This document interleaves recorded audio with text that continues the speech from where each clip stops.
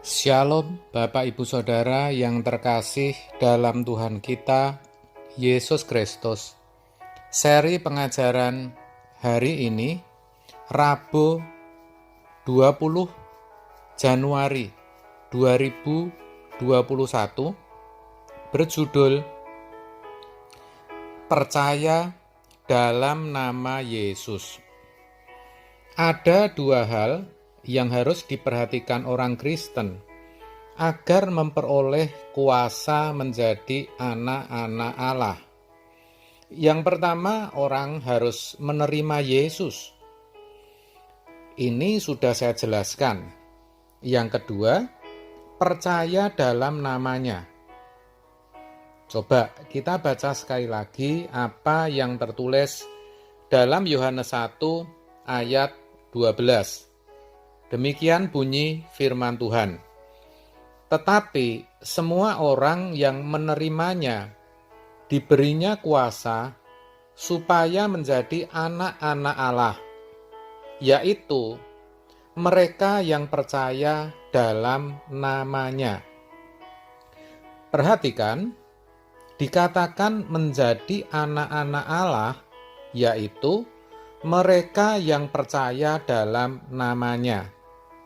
Iya, karena memang hanya ada satu nama, yaitu nama Yesus, yang diberikan Allah, yang olehnya manusia bisa selamat.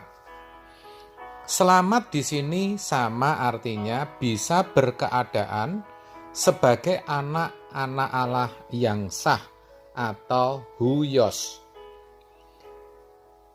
Hal itu tertulis dalam Kisah Para Rasul 4 ayat 12. Dan keselamatan tidak ada di dalam siapapun juga selain di dalam Dia, sebab di bawah kolong langit ini tidak ada nama lain yang diberikan kepada manusia yang olehnya kita dapat diselamatkan.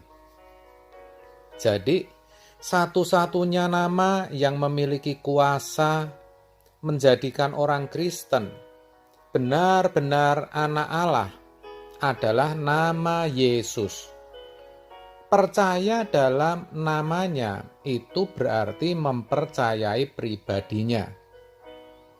Kata percaya dalam Yohanes 1 ayat 12 dalam bahasa Yunani, teks aslinya ditulis dengan kata pistewo, yang artinya mempercayakan diri kepada objek yang dipercayai.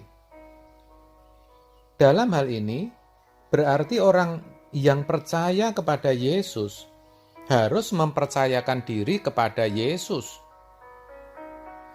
Ingat, mempercayakan diri kepada Yesus berarti mengakui pribadinya, bukan sekedar mengakui statusnya saja. Ini dua hal yang berbeda. Kalau seseorang akan melakukan operasi misalnya, ia pasti tidak akan asal-asalan dalam menentukan dokter bedahnya.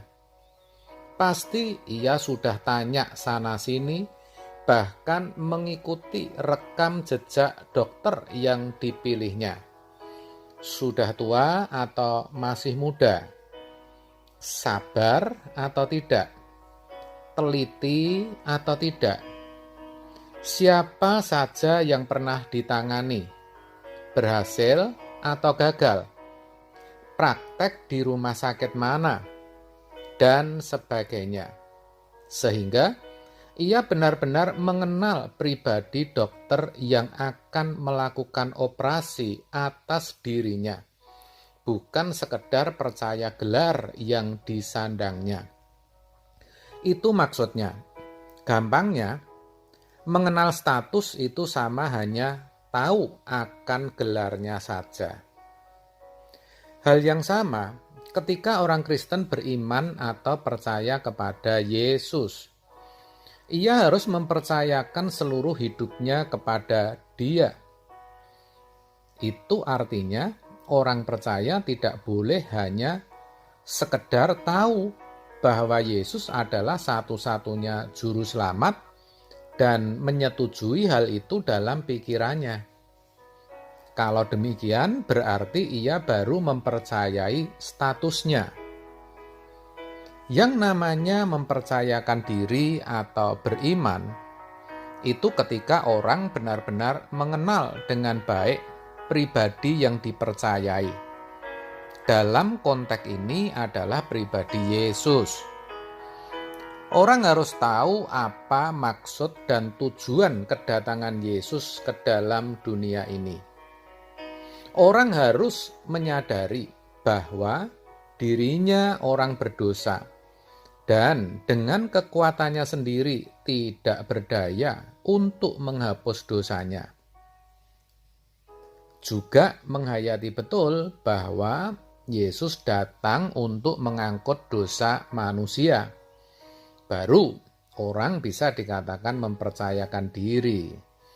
Dalam Yohanes 1 ayat 29 dikatakan, pada keesokan harinya Yohanes melihat Yesus datang kepadanya dan ia berkata, "Lihatlah anak domba Allah yang menghapus dosa dunia." Siapa lagi kalau bukan Yesus yang dikatakan sebagai anak domba Allah yang menghapus dosa dunia? Jadi, hanya orang yang menyadari akan hal ini dan, nah ini penting saudara, memberi diri untuk menerima penebusan Kristus yang bisa dikatakan percaya. Kurang dari itu belum bisa dikatakan percaya atau beriman kepada Tuhan Yesus. Faktanya, apa yang dipahami sebagian besar orang Kristen sebagai iman atau percaya, sesungguhnya baru berupa persetujuan pikiran atau pengaminan akali. Artinya, baru sebatas pengetahuan dalam pikiran, baru setuju di dalam pikiran bahwa Yesus adalah Sang Penebus dosa manusia. Iman yang seperti ini sebenarnya belum bisa dikatakan iman. Kalaupun disebut iman, belumlah iman yang mengubahkan atau menyelamatkan saudaraku. Maka tidak heran kalau kita jumpai banyak orang Kristen belum mengalami perubahan, belum mewarisi karakter ilahi, belum berkeadaan sebagai anak-anak Allah. Karakter atau moralnya tidak jauh berbeda dengan orang-orang di luar Kristen. Bahkan tidak sedikit yang lebih buruk.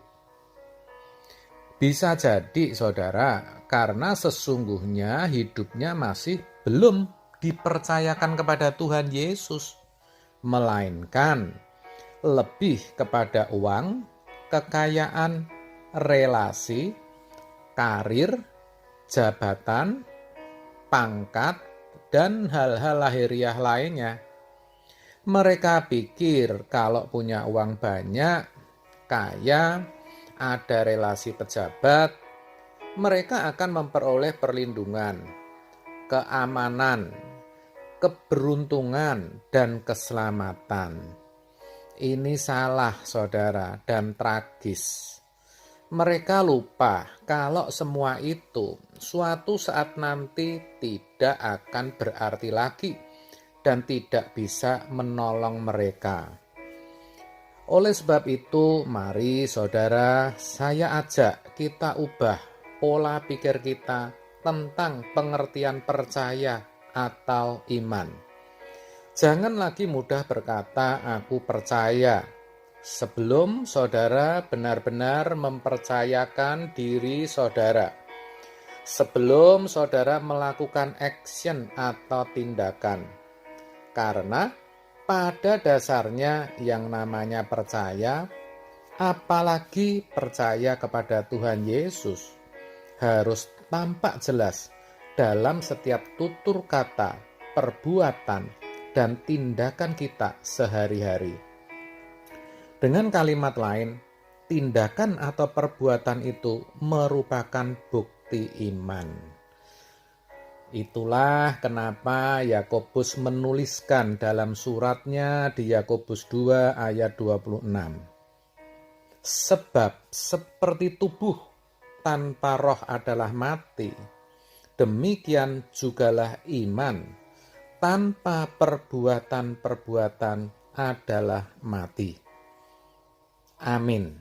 Tuhan memberkati.